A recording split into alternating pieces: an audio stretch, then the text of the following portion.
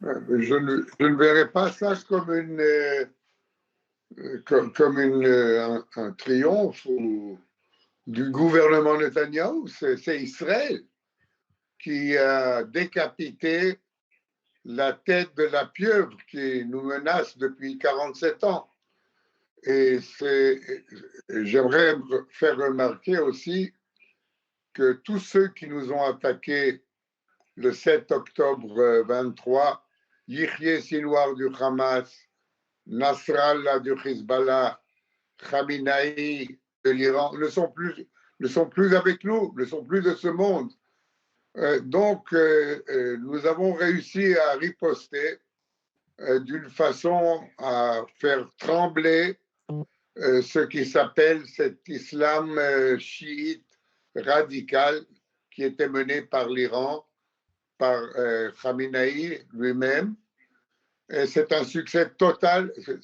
Le succès est à Israël, à l'armée d'Israël. Bien sûr.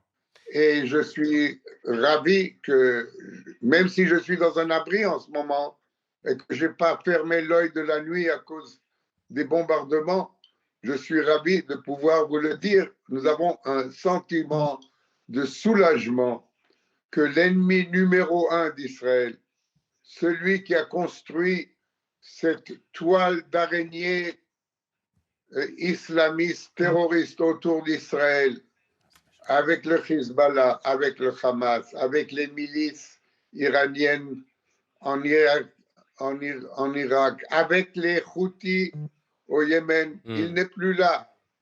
Et je ne sais pas encore qui va le remplacer, mais en tout cas, un grand soulagement que l'ennemi numéro un d'Israël a disparu. L'ennemi numéro un d'Israël a disparu, mais un trio semble être sur le point où prend la transition, un trio de hauts dignitaires iraniens. Pour autant, vous nous l'expliquez et on le voit, la nuit a été compliquée. Israël toujours sous la menace de missiles, de bombes. Israël qui s'apprête à Vipasnera à vivre encore quelques jours au moins de frappes. Le quotidien s'organise autour des abris. Comment vivez-vous les dernières heures ?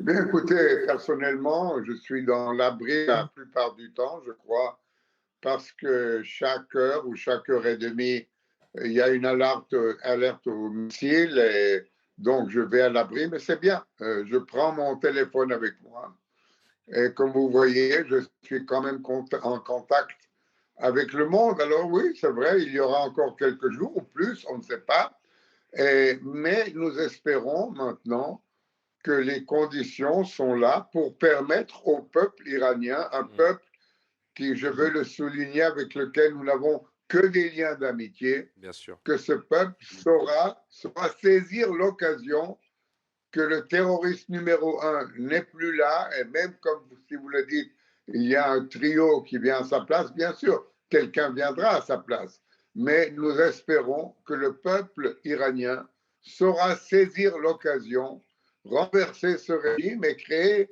un régime démocratique comme il y en avait un dans le passé, et renoncer à cet islam féroce et terroriste et vivre normalement comme nous, en amitié avec nous, pas seulement avec nous, merci. Avec les autres pays qu'ils ont bombardés maintenant. Et c'est ce qu'il faut avec espérer. Le Koweït, les Émirats, l'Arabie Saoudite, le Qatar. C'est un danger. L'Iran est un danger pas seulement pour Israël, c'est un danger pour toute la région et idéologiquement, c'est un danger pour le monde entier.